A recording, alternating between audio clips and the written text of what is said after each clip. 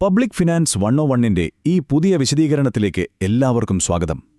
നിങ്ങളൊരു സാമ്പത്തിക വിദഗ്ധനോ അതല്ലെങ്കിൽ ഒരു അഡ്മിനിസ്ട്രേറ്റീവ് ഉദ്യോഗസ്ഥനോ ആരായിക്കൊള്ളട്ടെ, ജനറൽ ഫിനാൻഷ്യൽ റൂൾസ് അഥവാ GFR 2017-നെക്കുറിച്ച് നമ്മൾ തീർച്ചയായും അറിഞ്ഞിരിക്കണം.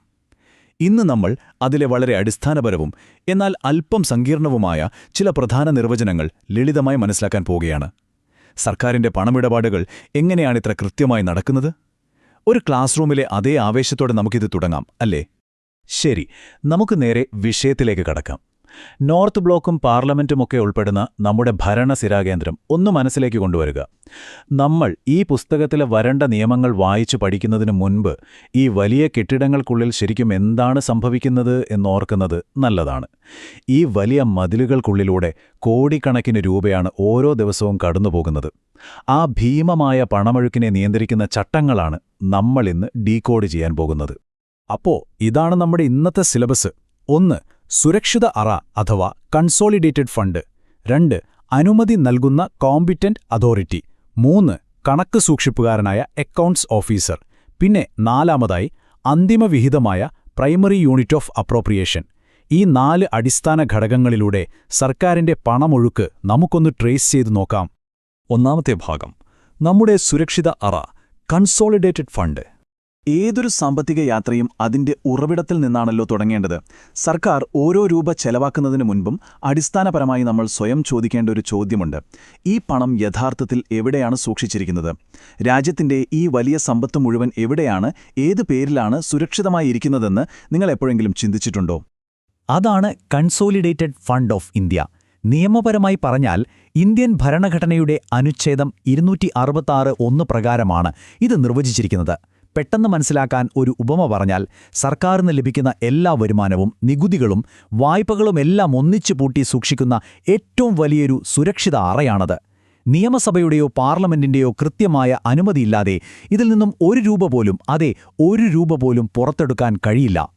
ഇനി രണ്ടാമത്തെ ഘടകം, പണത്തിൽ നിന്നും അത് നിയന്ത്രിക്കുന്ന ആളുകളിലേക്കുള്ള മാറ്റം. അനുമതി നൽകുന്നയാൾ അഥവാ കോമ്പിറ്റന്റ് അതോറിറ്റി. ഖജനാവിൽ കോടിക്കണക്കിന് രൂപയുണ്ടാകാം, ശരിയാണ്. പക്ഷേ അതുകൊണ്ട് മാത്രം കാര്യമുണ്ടോ? ഈ വലിയ സുരക്ഷിത അറ തുറക്കാനും അതിൽ നിന്ന് പണമെടുത്ത് ചെലവാക്കാൻ നിയമപരമായി അനുമതി നൽകാനും ആർക്കാണ് യഥാർത്ഥത്തിൽ അധികാരമുള്ളത്? ആരെങ്കിലും വിചാരിച്ചാൽ അങ്ങനെ ചെന്ന് പണമെടുക്കാൻ കഴിയുമോ? തീർച്ചയായുമില്ല. ഇവിടെയാണ് കോമ്പിറ്റന്റ് അതോറിറ്റി എന്ന നിർവചനം കടന്നുവരുന്നത്. GFR പ്രകാരം ഇത് സാക്ഷാൽ രാഷ്ട്രപതിയോ അല്ലെങ്കിൽ നിയമപ്രകാരം സാമ്പത്തിക അധികാരം കൈമാറി കിട്ടിയിട്ടുള്ള മറ്റ് ഉദ്യോഗസ്ഥരോ ആകാം. അപ്പോ ഇതിലെ ഏറ്റവും നിർണായകമായ കാര്യം എന്താണെന്നാൽ, സർക്കാരിന്റെ സാമ്പത്തിക അധികാരം പൂർണ്ണമായും രാഷ്ട്രപതിയിൽ നിന്നാണ് ആരംഭിക്കുന്നത്. എന്നാൽ പ്രായോഗിക പ്രവർത്തനങ്ങൾക്കായി അത് താഴേക്കിടയിലേക്ക് കൃത്യമായി പകുത്തു നൽകിയിരിക്കുകയാണ്. കോമ്പറ്റന്റ് അതോറിറ്റി എന്നത് ഏതെങ്കിലും ഒരു വ്യക്തി മാത്രമാണെന്ന് തെറ്റിദ്ധരിക്കരുത് കേട്ടോ. കർശനമായ ഉത്തരവാദിത്വം ഉറപ്പാക്കുന്നതിനു വേണ്ടി അധികാരങ്ങൾ പടിപടിയായി താഴേക്ക് കൈമാറുന്ന ഒരു ശൃംഖലയാണത്. അതായത് ഡെലിഗേറ്റഡ് പവർ. ഒരു ഓഫീസിലെ മേധാവിക്ക് എത്ര രൂപ വരെ ചെലവാക്കാം എന്ന് ഇതിൽ കൃത്യമായി നിശ്ചയിച്ചിട്ടുണ്ട്. അനധികൃതമായി ഒരു രൂപ പോലും ചെലവാകുന്നില്ല എന്നുറപ്പാക്കുന്നത് ഈ അധികാര കൈമാറ്റത്തിലൂടെയാണ്. ഇനി നമ്മുടെ മൂന്നാമത്തെ ഭാഗം, അനുമതി നൽകുന്നവരിൽ നിന്നും കണക്ക് സൂക്ഷിക്കുന്നവരിലേക്ക് നമ്മൾ മാറുകയാണ്. കണക്ക് സൂക്ഷിപ്പുകാരൻ അഥവാ അക്കൗണ്ട്സ് ഓഫീസർ. ഇത് സർക്കാരിലെ അധികാര വിഭജനത്തെ വളരെ മനോഹരമായി കാണിച്ചു തരുന്ന ഒന്നാണ്. പണം ചെലവാക്കാൻ തീരുമാനമെടുക്കുന്ന കോമ്പിറ്റന്റ് അതോറിറ്റിയല്ല അതിന്റെ കണക്കുകൾ എഴുതുന്നതും ബഡ്ജറ്റിൽ പണമുണ്ടോ എന്ന് പരിശോധിക്കുന്നതും. അക്കൗണ്ട്സ് ഓഫീസറിന്റെ ജോലി തികച്ചും വ്യത്യസ്തമാണ്. ഈ 2 റോളുകളും തമ്മിൽ നമ്മൾ ഒരിക്കലും കൺഫ്യൂഷനാകരുത്. ഒരാൾ ചെലവിന് അനുമതി നൽകുന്നു, മറ്റൊരാൾ കണക്കുകൾ കൃത്യമാണോ എന്ന് ഉറപ്പുവരുത്തുന്നു. നിയമപ്രകാരം അക്കൗണ്ട്സ് ഓഫീസർ എന്നാൽ ഒരു അക്കൗണ്ട്സ് ഓഫീസിന്റെ അല്ലെങ്കിൽ പേ ആൻഡ് അക്കൗണ്ട്സ് ഓഫീസിന്റെ മേധാവിയാണ്. വളരെ കർശനക്കാരായ കണക്കെഴുത്തുകാരാണിവർ. സത്യത്തിൽ ഒരു ബിൽ അവർക്ക് മുൻപിലെത്തുമ്പോൾ ആ പ്രത്യേക ആവശ്യത്തിന് ബജറ്റിൽ തുക വകയിരുത്തിയിട്ടുണ്ടോ എന്നവർ അരിച്ചുപെറുക്കി നോക്കും. ബജറ്റ് തുകയേക്കാൾ കൂടുതലാണ് ചെലവെങ്കിൽ ഒരു ദാക്ഷിണ്യവുമില്ലാതെ ബിൽ തടയാനും പണം നൽകില്ല എന്ന് പറയാനും ഇവർക്ക് അധികാരമുണ്ട്. അവസാനമായി 4-മത്തെ ടേം, വിഹിതം അഥവാ പ്രൈമറി യൂണിറ്റ് ഓഫ് അപ്രോപ്രിയേഷൻ. ഒന്ന് ചിന്തിച്ചു നോക്കൂ. ഖജനാവിൽ നിന്നുള്ള പണം എല്ലാ കടമ്പകളും കടന്ന് ഒടുവിൽ സർക്കാർ സംവിധാനത്തിന് പുറത്തേക്ക് പോകുമ്പോൾ അത് ഏത് പ്രത്യേക ആവശ്യത്തിനാണ് ഉപയോഗിക്കുന്നത് എന്ന് കൃത്യമായി രേഖപ്പെടുത്തേണ്ടേ? അവിടെയാണ് സർക്കാർ ചെലവുകളുടെ ഏറ്റവും സൂക്ഷ്മമായ തരംതിരിക്കൽ, അതായത് ഒരു ഗ്രാനുലാരിറ്റി കടന്നുവരുന്നത്. ഉദ്യോഗസ്ഥ തലത്തിൽ ഉപയോഗിക്കുന്ന ഇതിന്റെ നിർവചനം പ്രൈമറി യൂണിറ്റ് ഓഫ് അപ്രോപ്രിയേഷൻ എന്നാണ്. ഡെലിഗേഷൻ ഓഫ് ഫിനാൻഷ്യൽ പവേഴ്സ് റൂൾസിലെ റൂൾ 8 പ്രകാരമുള്ള അന്തിമ ഒബ്ജക്റ്റ് ഹെഡാണിത്. ഇത്രയും വലിയ സങ്കീർണമായ വാക്കുകൾ കേട്ട് പേടിക്കേണ്ട. ലളിതമായി പറഞ്ഞാൽ ഇതാണ് വലിയൊരു ബജറ്റ് തുകയുടെ ഏറ്റവും ചെറിയ വിഹിതം, ഒരു കേക്കിന്റെ ചെറിയൊരു കഷ്ണം പോലെ. ചെലവിന്റെ യഥാർത്ഥ സാമ്പത്തിക സ്വഭാവം കൃത്യമായി കാണിക്കുന്നത് ഈ വിഹിതത്തിലാണ്.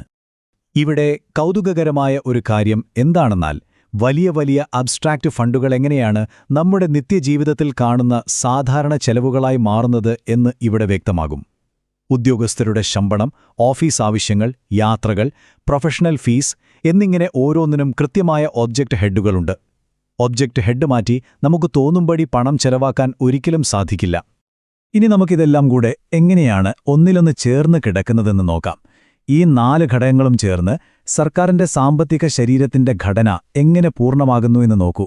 സുരക്ഷിതമായ കൺസോളിഡേറ്റഡ് ഫണ്ടിൽ നിന്ന് തുടങ്ങി കോമ്പിറ്റന്റ് അതോറിറ്റിയുടെ അനുമതിയും അക്കൗണ്ട്സ് ഓഫീസറുടെ കർശന പരിശോധനയും കഴിഞ്ഞ് ഒടുവിൽ ഒബ്ജക്റ്റ് ഹെഡ് വഴി അത് കൃത്യമായ ആവശ്യത്തിലേക്കെത്തുന്നു. എന്തൊരു പെർഫെക്റ്റായ സംവിധാനമാണിതെന്ന് നോക്കൂ. അന്തിമ ലക്ഷ്യം എപ്പോഴും അക്കൗണ്ടബിലിറ്റിയും അഥവാ ഉത്തരവാദിത്വവും സുതാര്യതയുമാണ്.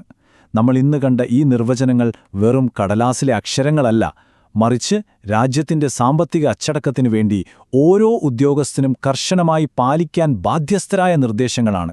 ഇവയാണ് അഴിമതി തടയുന്നതും സിസ്റ്റത്തിന്റെ കാര്യക്ഷമത വർദ്ധിപ്പിക്കുന്നതും. അവസാനമായി നിങ്ങളെ ഇരുത്തി ചിന്തിപ്പിക്കുന്ന ഒരു ചോദ്യം ഞാൻ ചോദിക്കാം.